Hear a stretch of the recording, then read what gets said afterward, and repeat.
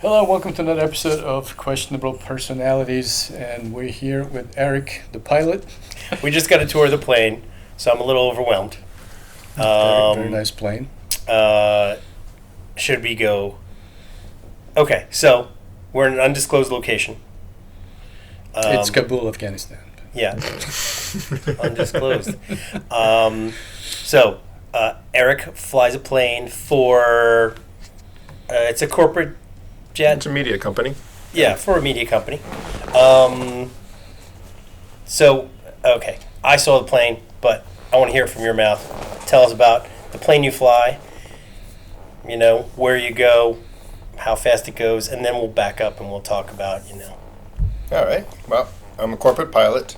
Fly exclusively for one company, so I get to know my passengers, which is good. There's a lot of ups and downs to corporate flying, as opposed to airlines or freight or charter. Everything's a little bit different.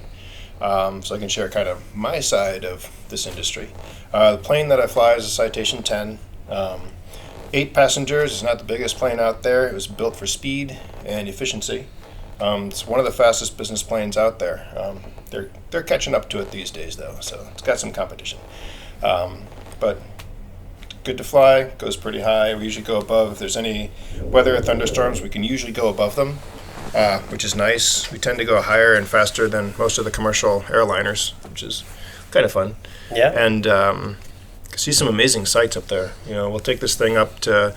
We'll cruise. Our best cruise is about 39,000 to 41,000, but we'll take it up to 47,000 if we're trying to save fuel. Wow. So it gets so up it there. saves fuel going higher, huh? Mm-hmm. You go slower. It's sort of like driving your car at 50 miles an hour versus 70, but the air is a lot I'm just thinner. going to interrupt you for 1 second because the chair's making a lot of It's noise when creaking. you're rocking, so that creaking is going to get picked up by the mic. Do you want me to change? So, Let me no, it's fine. Try a They'll- different chair. I It's got one fine. right You over can stay there, just don't rock. Got it. I can rock back and forth. All right, great. Got it. No turbulence. So anyway, you were saying. So it gets up there. It'll go all the way up to 50,000 feet in theory. We've never gotten it up that high. Yeah. So it would take us all day to get there, and we'd have to come right back down anyway. So Oh, okay. you don't get the speed up there. Right. And it's less to push against, I guess. Mm-hmm. Yeah. Okay. So how fast does it go? Decimal 902 Mach, so 92% of the speed of sound. Nice. So she moves. It's about her top speed in knots is about 537. That's what it says on the book. We'll actually get it up there if we're down in let's say upper 30,000 feet or so. 39,000. She'll get there at 41,000 sometimes if we're light. But we usually cruise about 90% of the speed of sound. Nice. But I mean, that's a lovely plane that you showed us. I'm going to put Thank the you. photos in. How did you get started with flying? Like, was that something you wanted to do when you were a kid, or something that came later? What was the first thing that got you going? First thing that got me going, I don't know where it exactly started. But when I was a kid, I was always building spaceships out of Legos. I was always looking at the sky. I always had a fascination with airplanes. I was that kid. It was all the time. I'm still that kid. Just looking up at everything that flies over. So it really started when I was young. I decided I wanted to be a pilot when I was in the 4th grade, and I flew radio controlled airplanes with my dad. Mm-hmm. Everything I did was airplanes. I had all kinds of books. I was always studying. I really love World War II planes, and I did then, and I still do now. So I always had books on World War II airplanes and this and that and the other. I was an airplane nut. I had posters all over my room: cockpit posters, airplane posters, space shuttle posters, and just fell in love with it. Studied it. I didn't really get involved in flying until after college. Didn't really have the opportunity to do it in high school. So I was about 25 when I really started taking lessons. Is that late for most people, or is that average?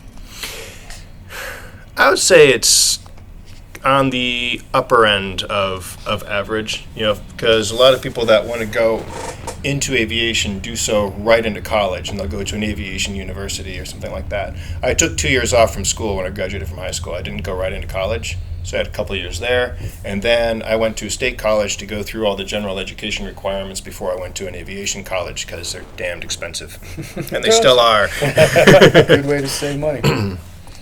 So Yeah, I learned to fly at a little tiny field in Ellington, Connecticut, about 1,800 feet long. They had skydivers, they had 2 airplanes at the flight school, and it was fun. And it was also cheap, and it was also close to my house. So all those things helped. Just took lessons as I went. Worked a second job to be able to afford it. This great career has 7 years of wait staff behind it. So, so I kind of put myself through the first part of my flying. You could have been an actor. Yes, I could have. Built my time, got my license in 2001. And then So that took, how long did that take? when I really, I started taking lessons, then I stopped for a little bit, then I stopped for a little bit. And when I really started to push, it took about 9 months to get through, just for the private license. Yeah, I was going to say, so you have to get a private, but then to get a commercial, what do you do for that? Several steps. One, there's the private license. Then there's the instrument rating, which is your private pilot, but now you can fly in the clouds. After that, you need about 250 hours, depending on if you go to a school. It's less, certain schools. But you need about 250 hours to get a commercial license. So, and just build your time. And that's what I did. And I ended up not flying for about 1.5 years after I got married, just for finances and moving and all that kind of stuff. And what I ended up doing to finish up all of my ratings was I went to a local flight school that contracted with a university in, of all places, Utah. So I did the online portion through there. I was able to finance the whole thing with a student loan. And I won't go into that right now. I think most people are familiar with student loans. Yeah. And just pushed through. I finished up my instrument rating, got my commercial, got my instrument instructor, my multi-engine, and my multi-engine instructor. So And build some are time. there also different ratings for different types of planes? Or? They're for not specific types, but you would call it kind of a category class kind of thing. So you've got your commercial as a single engine, and then you can get a commercial multi-engine, or you can get a private pilot single engine or private pilot multi-engine, or both. And your instrument rating applies to both of those. So commercial, you would also do a single engine and twin engine. I know people that don't. I flew with a guy the other day who went into the military, and when he transferred his ratings, he can fly with me, fly this plane. He cannot and has never been certified to fly a single engine Cessna. That's kind of Serious. okay. Because Wow. when he transferred his multi-engine ratings over in the military, never had a single engine rating to come over in the civilian world. I was going to ask, can you fly? Can you go backwards? But I guess not, huh? I mean, So- all he has to do is go. He'd have to take a check ride in a Yeah. single engine Cessna in order to get the license to fly it. It's kind of funny how that works. So So you- he went military and then brought those ratings over to civilian. Right. So you have to get, if you want all of them, you'd have to get 4 different ratings. Yes, there is a fifth, which is the airline transport pilot, and that's Sorry, did required. you say alien transport pilot? Airline. Okay. It's called the ATP. It says airline, even though I don't fly for an airline. not that you Area need- 51. Not Area 51. That would be cool, though. It would. Huh? Yeah. Alien transport. I fly out of this stuff that we can't talk about. Maybe there's a 6th one. that is alien transport. So that's 1,500 hours, and these days it's a little harder to get because they require some time. And I forget exactly what it is, like 30,000 pound or 50,000 pound airplane. I forget exactly, or a simulator. So usually you get that if you get hired by a regional airliner or an airline, they'll put you through the training for that. Because you need And it. you need it to be a captain. What is the weight of your plane? Maxes out about 35,000 pounds. Okay. So 35.8 ramp weight to be specific. But It looks heavier than that.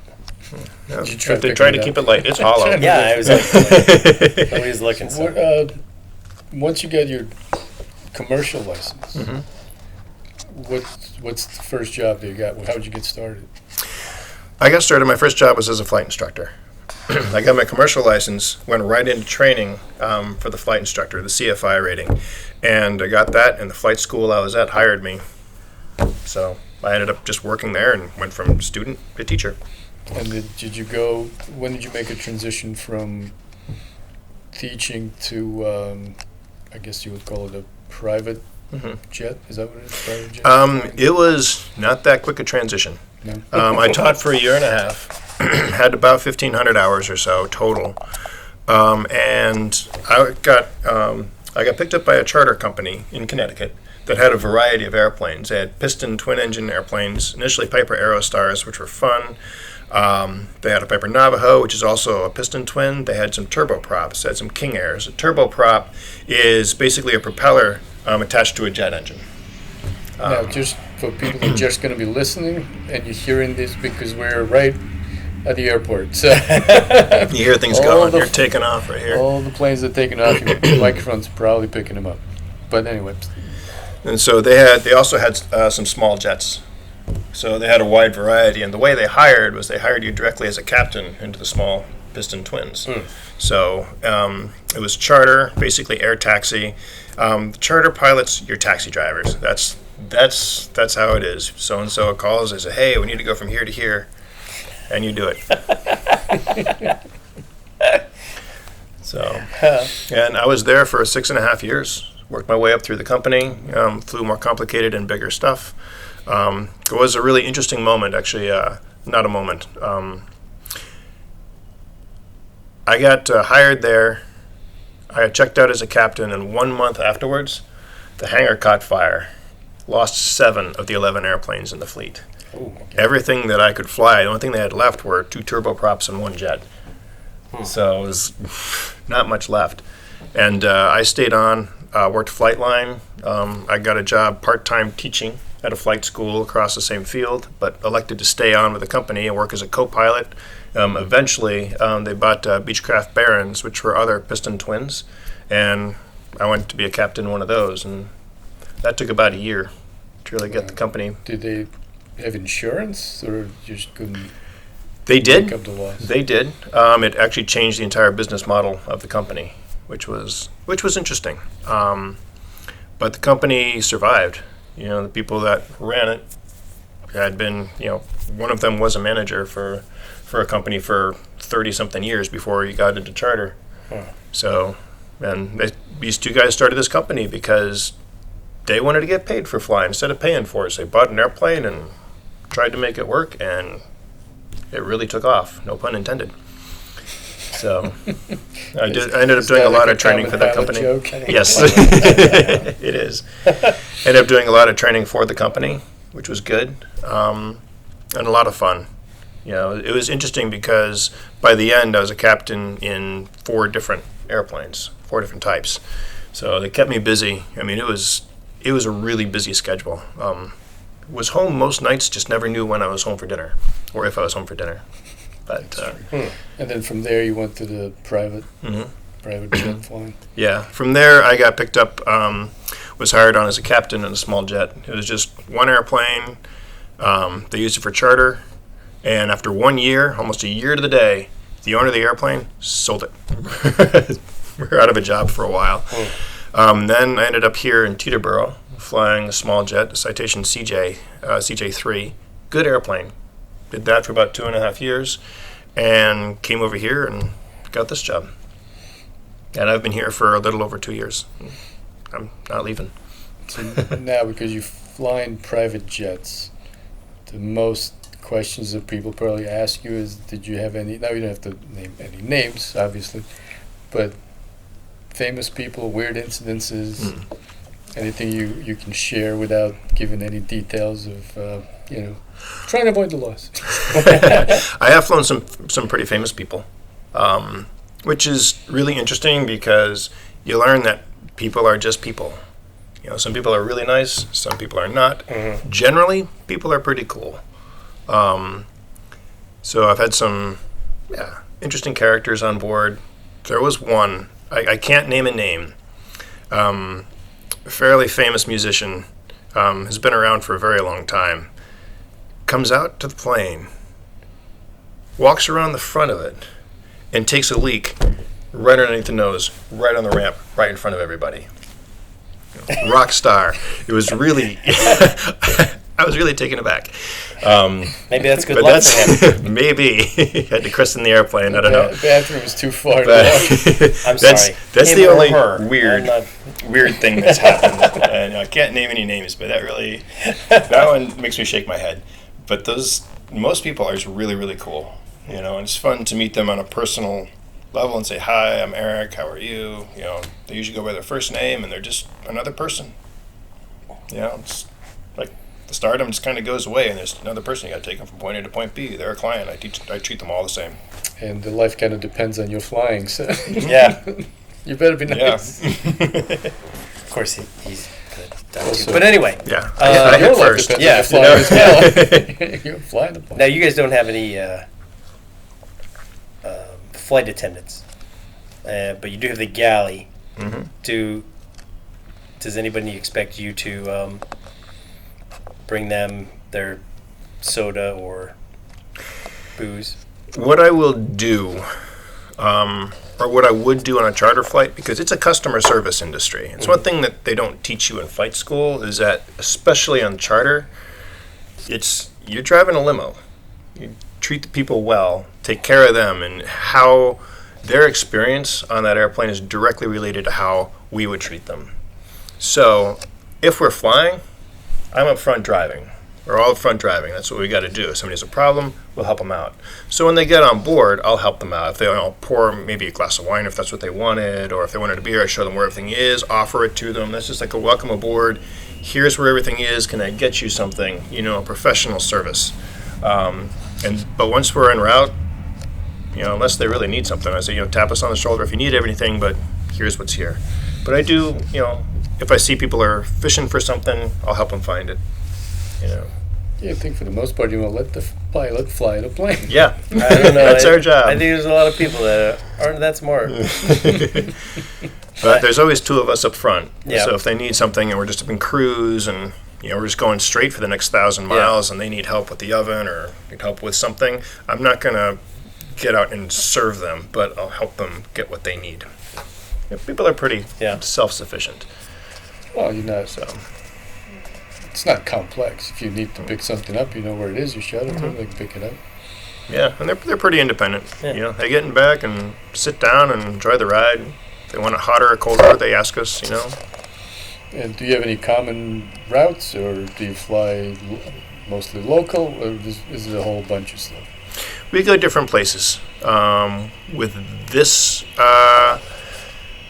this operation, we're pretty much domestic. So we'll go all over the U.S. This airplane is built to go coast to coast, and it does that very well. Can go to Europe with some fuel stops, but we're pretty much coast to coast. We'll go down south. Sometimes we'll go to Texas. We'll go to Florida. We'll go to anywhere they want to go. So what is your normal flight time, let's say, from here? Like New York, L.A.? New York, LA, in the wintertime is really interesting. It took us about 5 hours and 20 minutes to get there, and then it took us 4 hours and 7 minutes to get back. Okay, but it's no different than a commercial. Yeah. So the flight time is the same, because you're flying the same speeds, We're a little faster. a little faster. Yeah. But we'll probably get there 20 minutes, maybe half an hour ahead of the airliner. And there's no waiting to. That's go what's through faster. No To security. TSA and all Yes. the nonsense that normally wastes a lot of time at the airport. If you go on any private jet, you go into the terminal, the FBO, you walk out to the airplane sometimes, you just drive your car right out. Your limo driver will drive you right out to the airplane. You take your bags, put them in back, they get right on the plane, close the door, and off we go. You're not, no security as such. For charter, we have to ask about guns, make sure that, nothing's loaded, and so they're stored properly. Except for the air marshals, right? Right, they can keep them. And the Citation they're flying, it's a 8-passenger Mhm. plane, 2 pilots, 8. And there's another seat in the back by the bathroom. Is that just in case, or That one does not have a seatbelt, so we can't put a passenger in it. so it's just an emergency kind of thing? Yes, it's just, if they want to go back in the bathroom to sit and, it's not a passenger carrying seat per se. You have to raise it up and there's a toilet underneath, so. Oh, I didn't realize that. The toilet's past that. That's Oh, yeah, it's actually like a toilet? that seat itself is the toilet. Oh, Open it up. okay, that's Yeah. hilarious. It's a Okay, fancy lid. I didn't even. And there's no seatbelt on it? No. For shame. I know. See, I You'd wish I had think. that. Some airplanes do have seatbelts on the toilet. You know? We should have that in our cars. Yeah. You have to get out. Yeah. It's like, I gotta go, I'm still driving. That's so funny. I wish you told me that. I would have taken a photo of that. That's There, funny. this is me on the pot. Yeah, I thought that seat was just like a stewardess or something, or a flight attendant, whatever. I don't know if I'm using the correct terminology, people get upset. Stewardess, how dare you call it? Oh, yeah. But, so there was nothing behind that. I thought the bathroom was past that, but that That is the sink bathroom. You got the and sink right seat. here, the seat here. There's a little tiny closet right behind. It's another great Velcro idea closet. for those seats. Movie theaters. Mm. Not gonna miss anything. I would like for the really long flights to put one little screen that's for movies for the pilots, because when you're going straight for 5 or 10 hours, this one won't go 10 hours, but some do. Some people think it's not a good idea, but I can't imagine why. The screen comes down here with the projector. You watching The Irishman? I've heard that's a good movie. Is that good? I love Scorsese. I don't care for it. I saw last night a little bit of it. It looked weird to me. They're all, how old are they all? Like 80? Mm-hmm. So when they de-age their faces, they still look like they're walking like they're old. So you see De Niro and Pesci or whoever else is in it, Pacino. To me, it looked weird. It just they move and shuffle like old men, but they look younger. And I don't know, CGI doesn't look good to me. Like, it just looks fake. I don't know, because I know that it's not. I don't know. It just seemed like I couldn't watch it because it was distracting to me. I mean, I watched it, but like, it was distracting. So it takes you out of the. And De Niro had like weird contacts. It just looked strange. Maybe it's just me. I obviously people like it, and I'm a fan of Scorsese. I'm not gonna. I don't want to bash the man. That's some great movies. I just saw it last night. It looked weird to me. I don't know. Maybe I'm the only one. So I feel bad saying bad stuff about it. Well, this is a podcast. You have an opinion. It's, hey, how was the movie? just- Oh, it was great. It it's- doesn't help us. It's just my opinion. I found it disturbing because they didn't move like young people. They moved like old people with young faces. It looked strange. Kind of detracted from the rest of the movie. Yeah, and then so it didn't let me focus on the movie. I was being like, why it's not matching the behavior with what they look like, and it just, to me, it was distracting. Now, that's just my opinion. Maybe other people felt differently. I don't know. Do you guys have DVD on the plane?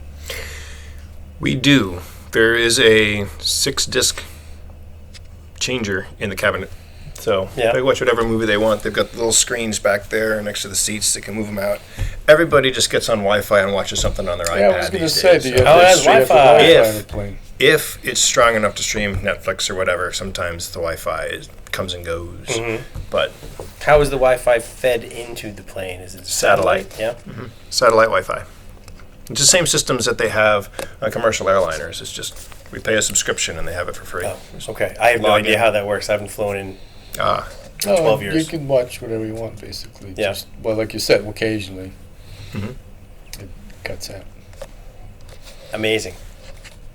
Last time I was on a plane, it was still. The new thing was that there were screens on the back of the oh, seat. those yeah. are brand new. I Wow. was That just was- gonna say was That was new when I was on what a do you plane. call the twin wing World War II? Oh, biplanes, yeah. The biplane. It's a biplane. Yeah, Alex flew a biplane with the Red Baron. It was a red eye Your with hair the in red the baron. wind. Shh. That's right. Did you ever fly any of those old planes? Is that even?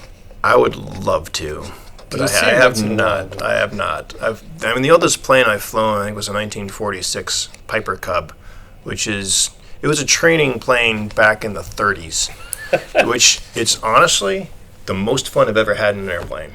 It was a little Piper Cub on floats. We could land, take off, land in the water, door open, look out the window, just fly it. It was really beautiful. It wasn't all focused on your instruments and precision like you have in a jet. Just look out the window, feel the plane, baby the engine, don't hit anything. Keep yourself safe. Don't hit It's always a anything. good But idea. it was in a seaplane, so we just flew up and down this river. We barely went above the treetops. It was absolutely gorgeous, and it was right at the peak of fall foliage. It's one of the most incredible flights I've ever done. What instruments would the plane like that have? Compass, I Yep, guess? it's got a compass. It's got an engine RPM gauge. You got a fuel gauge, an altimeter, and airspeed indicator, So it's basically like a car. and turn slip. Yeah, You have to, there are certain instruments every airplane has. right, but you have So- to fly by sight. Mhm. Now, when we're You in can't the, use the instruments to help you. It's like, oh, you want to level off at 1,000 feet? Okay, it's 1,000 feet. Stay there. This is our airspeed here. Watch that. But in a plane like that, you get a sense with the sound of the wind and the engines. You get a lot more of a tactile sense of the airplane. so you're more in tune with the actual body of the plane.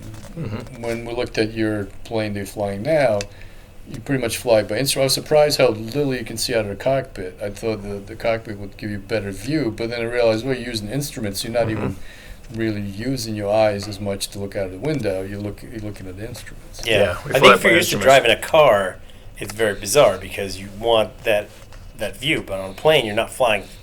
Unless That close to in New- anything. In New Jersey, people don't even look through the windshield. They don't look. Yeah, They just what look at their weather? phone. Talking theoretically, of course. Yeah, looking at their Facebook accounts as they're driving. Mhm. So was that weird not to look through the window and rely completely on the instruments? We do look outside. No, We definitely look outside, but you kind of combine the two. You're looking outside, but you're doing everything by your well, instruments. at night you You're can't.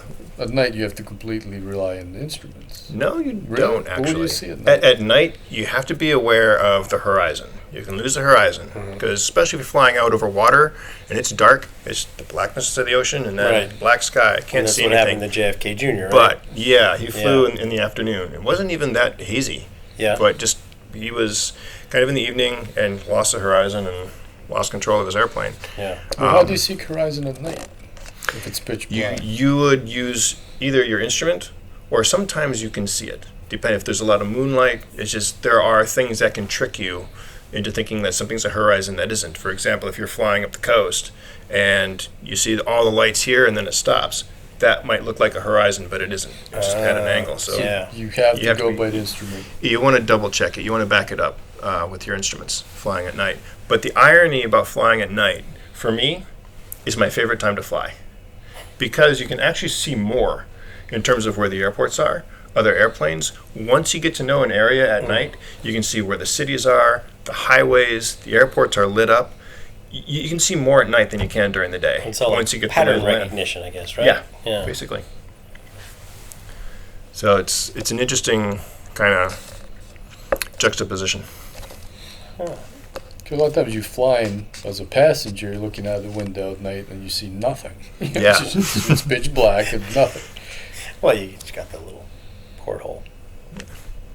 And you see nothing. And you see nothing. And there are if you're in the clouds, you can't, Then there's you really nothing see there. it. You're Yeah. just instruments.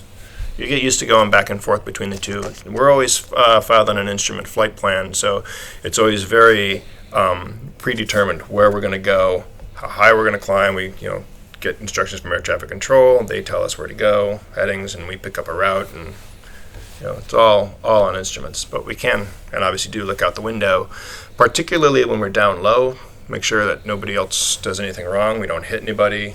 We still have that backup of the horizon to see outside. And we always take off and land outside. What would be the something that average person wouldn't find challenge, like wouldn't even think, but pilots know it's a challenge? Like what's a challenge in your, I guess, job flying that the passengers don't even think about? I bet it's standing. The amount of effort that we put into making sure that they have the right snacks or a bed set up or that we have the right booze on board, all those things. Managing emergencies are not as much of an event as passengers think. If something goes wrong, we are trained to deal with it, and we do. Put safety first. We follow the procedures that we have to follow.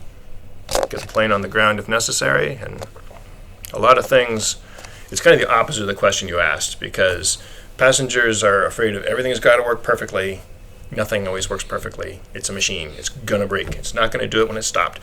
So things go wrong all the time. But what's more challenging that the passengers don't think about, it's probably the preparation that we put into the passengers service. Flying an airplane, once you get used to it, flying an airplane is flying an airplane.